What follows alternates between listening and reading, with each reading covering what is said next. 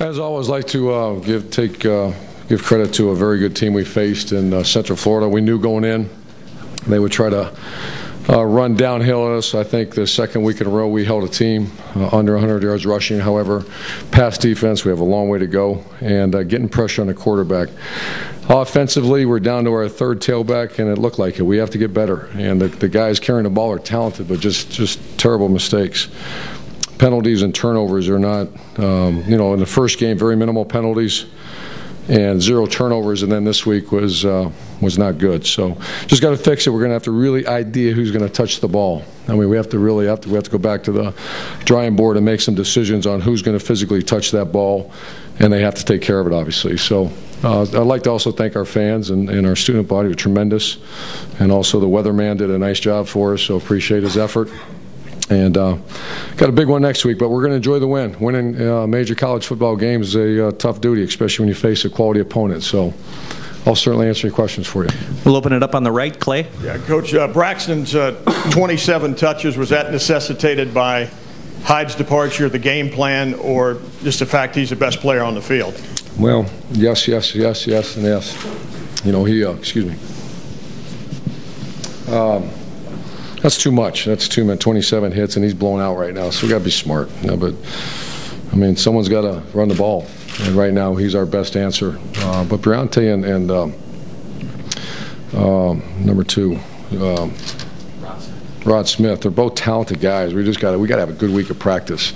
We might lose Carlos Hyde for a week or two. I don't know. It's an MCL sprain, so I'm not sure how long he's going to be out. And obviously, I thought he was running the ball good. Also, Zach Bourne's another option for us to carry the ball. But 27 carries, you could tell he was kind of blown in that fourth quarter. Left, Bo. Urban up here in the front. Usually coaches will say the biggest improvement between game 1 and game 2. Some of the issues you had today, you mentioned the sloppiness, the fumbles, the turnovers, the missed tackles on defense. How will you address that and get that that almost seems like a camp type issues maybe that you had out there today? What type issues? Well, kind of like issues you handle in the first couple of weeks of camp, fundamental stuff like that. Right, exactly right, and that's what happens sometimes. Very good point. Tuesday and Wednesday, you're down to 1-2 days a week of practice, and you're trying, especially not that it's that hot, but you got heat issues where you want to keep practices to a minimum. So, exactly right. What's the answer when it gets a little tough? Go right back to fundamentals. We're running a lot of plays on offense, and I think our guys got a little fatigued, but those are all excuses. Our guys should be better than that. But once again, you played a good team.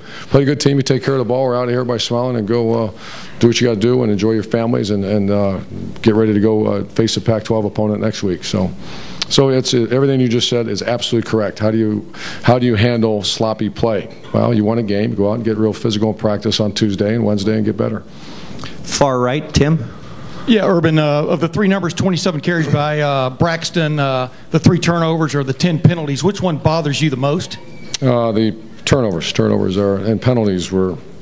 Turnovers, that's pick your poison. Turnovers and penalties. You can't win. That's not a good team. And right now we're not. I don't want to say we're not a good team, but we're not. We're just kind of mushing around out there, and we got to be much better than we are. Hey, the other thing, could you give us an update? Nathan Williams didn't dress. He was all sore all week. Yeah. He didn't practice, and it's just frustrating for him, frustrating for us, because is he in, is he not in? And it's a tough injury. He's got the microfracture surgery. And Travis Howard, what's your He had some stingers. My understanding he'll be fine for next week. And then had some tough injuries. But overall, once again, I don't want to be the downer around here. We won a freaking game, and we won by 2 touchdowns against a quality opponent. So time to move on and get ready to go play. Far left, Doug. Urban, you mentioned the lack of a pass rush today. You seem to have some talented guys up in the front 4. What do you think it is that you're not getting the push that you want? Oh, I think that's a good question. I'm going to get that answered next week. I felt the same out there as you did. I can't answer it today and tell you why. You'd think we'd have a little more pressure. I don't know how good Central Florida's offense line is. I think they played pretty good today. But there's, quick passing was I don't want to say it was an excuse the first week, but we have got to pressure the quarterback. He had far too much time to throw the ball. Far right, Bill. Urban, you went for it twice at midfield on 4th and short, made it once, didn't once. Was that dictated by the failure at the goal line last week, or risk-reward situation, or what? Well, yeah, I mean, there's certainly include myself, those second games, what I do is I go back and evaluate each call. You know, one was we declined a penalty or we took a penalty and knocked them back 15 yards and ended up scoring on that drive. It's just I'm trying to push the buttons to make us a good team. Midfield, you should be able to, on 4th and 1, get a first down. So we did it twice, and I think our offense knows we're going to do it again. At some point, you have to do that. And when you're a very, very good team, which right now we're not, but we're working our tails off to become that very good team. Front left. Bob?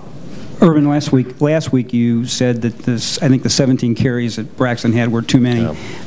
Is there, and he's obviously the most talented guy out there, how do you limit that when in this kind of a situation? I mean, will you tell him specifically, don't carry the ball as much, or I mean? No, we called some of those. We had more direct runs last week. I want to say we had 3 direct runs where he's made a couple decisions that were incorrect, where he pulled it when he should have pulled it, or where he should have gave it. He's scrambling around, so not all those are direct runs. He's kind of a guy that's an athlete playing quarterback, and we're changing that. But that is too much, and I'm going to say it again next week. But we have to find a way to win that game, and I'm open for any suggestions. Not really. I'm open. So I apologize. I'm not open for suggestions. I know we'll get some. But we got to develop a running back. We need a guy to turn around, hand the ball off, and pound it in there and get 6, 7, 8 yards and line up and go. And we certainly got some guys with some talent, not much experience now. But we're high and dry. I mean, we got 2 guys. Let's go. We got 3 injured tailbacks right now in the program. One's out for the year. One's been out for about 8 weeks. And one is, I don't know how long he's going to be out. So, and Braxton, you did make a correct statement. Braxton's the most talented runner on the team. The other guy that's really done a nice job, and I'm going to kind of investigate some more this week, is Philly Brown. Is kind of turning into that playmaker. So you might see him carry the ball a little bit on the east-west stuff that we have to. Far right, Austin. Urban, you referenced the secondary and giving up some big plays. You also created some with the turnovers, the interceptions for the second week in a row. Are you encouraged by the progress there, or does it negate the big plays or anything like that for you? We're giving up a ton of passing yards. Once again, I'll have more for you. I think we have a press conference on Monday or something like that, or Tuesday after I watch the film and hear our staff, what they have to say. Turnovers, we had a couple down in there that changed the game, that were kind of the checkmate plays of the game.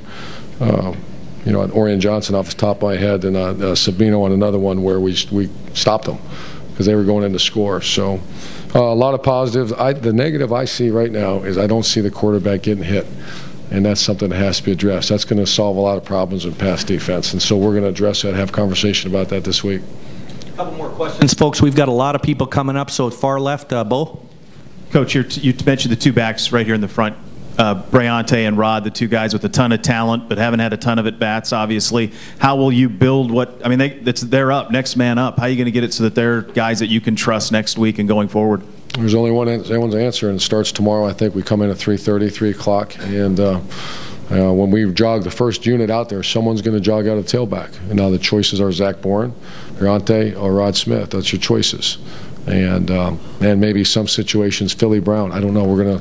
That's the only thing you can do. And the good thing is, they have, like you said, they're Briante done. No problem. We'll take a Briante done anytime. Rod Smith, we'll take them anytime. They're good dudes. They're good guys. They're talented, but they're not a lot of production out of those guys. But usually good guys that work their tail off. Good things happen to them. Front, Bill. In terms of where you thought this team would be after 2 games, where is it on that spectrum in your mind? Not where I thought we'd be. Not where I thought we'd be. I thought we'd be a little more explosive on offense. I thought we'd be able to get some pressure on the quarterback.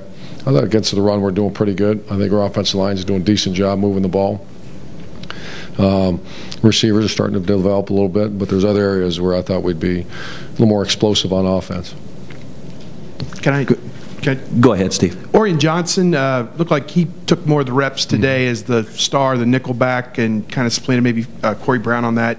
Looked like he had a tip on one of the interceptions and intercepted a pass at the goal line. Just your thoughts on him getting in there and playing today? I was very involved in that decision because I just see what he's so talented. But he's another guy that's been around here a while. Production hasn't been exactly what he needs to be, but he earned that right in practice. He does some really good things for us on special teams, and we felt like we needed more production out of that nickel spot.